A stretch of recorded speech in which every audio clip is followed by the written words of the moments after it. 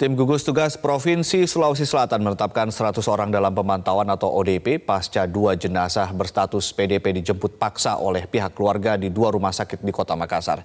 Informasi selengkapnya akan disampaikan reporter Sabda Role dari Makassar, Sulawesi Selatan. Sabda, pasca aksi jemput paksa jenazah PDP di sana, benarkah ada 100 orang yang kemudian ditetapkan sebagai orang dalam pemantauan atau ODP?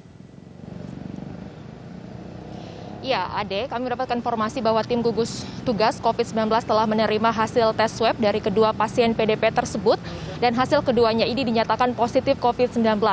Hasil positif kedua jenazah tersebut membuat sekelompok warga yang berjumlah sekitar 100 orang ini otomatis ditetapkan sebagai orang dalam pemantauan atau ODP secara serentak. Penetapan ini karena sebelumnya ratusan orang tersebut nekat mengambil paksa jenazah pasien dalam pemantauan atau PDP di Kota Makassar. Gubernur Sulawesi Selatan Nurdin Abdullah mengatakan bahwa ratusan orang yang menjadi ODP tersebut akan menjalani tracing kontak mulai dari yang ikut menjemput jenazah, kemudian yang ikut memandikan, hingga mengubur agar tidak terjadi penyebaran virus. Ratusan orang tersebut juga akan dijemput oleh tim gugus tugas penanganan COVID-19 untuk kemudian menjalani pemeriksaan, kemudian bagi ODP dan OTG akan menjalani rapid test, sementara yang sudah bergejala ini akan segera menjalani tes swab.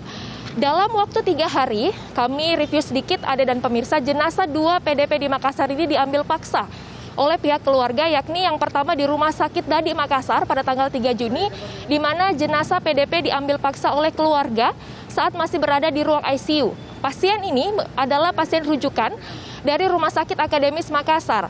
Pasien yang datang pada hari Senin, tanggal 1 Juni 2020 dengan sejumlah gejala seperti batuk, kemudian demam tinggi, sesak nafas dan juga muntah.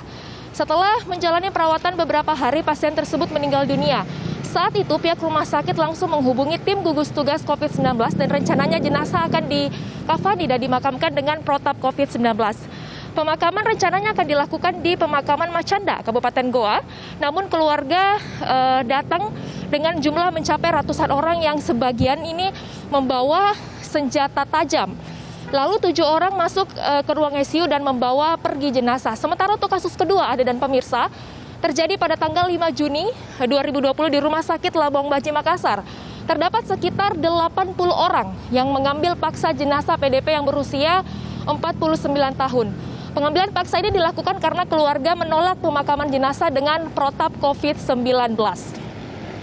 Pasien ini adalah pasien berusia 49 tahun dan ia mulai dirawat pada hari Rabu 3 Juni 2020 saat datang ia menunjukkan gejala COVID-19.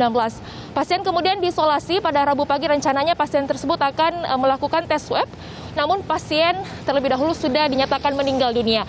Pihak Rumah Sakit Labong Baji mengatakan bahwa sebuah kotak pendingin atau cool box yang berisi 2 buah sampel swab nyaris juga dibawa kabur oleh seorang warga saat jenazah PDP tersebut diambil paksa oleh keluarganya. Namun, akhirnya dapat diambil kembali setelah petugas rumah sakit mengejar pelaku. 2 peristiwa pengambilan jenazah PDP ini direkam oleh warga dan videonya viral di media sosial.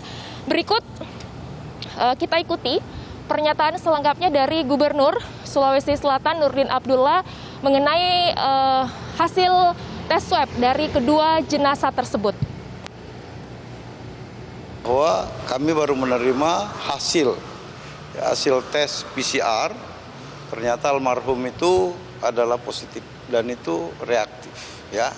Sehingga langsung kita minta supaya segera mengambil langkah-langkah untuk melakukan tracing kontak. Semua yang pernah ikut, apalagi ikut menjemput, ikut memandikan, ya, ini semua harus kita harus cepat langkah kita supaya tidak menularkan lagi kemana-mana. Ade. Ya, Sabda, langkah antisipasi ke depan dari tim gugus tugas di Sulawesi Selatan agar kejadian tersebut tidak terulang lagi apa nih? Ya, pemerintah Provinsi Sulawesi Selatan akan terus melakukan sosialisasi dan juga edukasi masif kepada masyarakat mengenai bahaya dari COVID-19 ini. Pemprov Sulsel juga bersama dengan tim gugus tugas COVID-19 juga akan meminta kepada seluruh rumah sakit khusus COVID-19 untuk memperketat pengamanan di rumah sakit agar kejadian seperti ini tidak terjadi lagi. Kemudian Gubernur Sulawesi Selatan juga meminta kesadaran masyarakat untuk tetap mematuhi protap penanganan COVID-19 dan Gubernur Sulsel Nurdin Abdullah juga meminta masyarakat untuk tidak nekat melakukan hal yang dapat membahayakan diri sendiri dan juga keluarga. Demikian, Ade.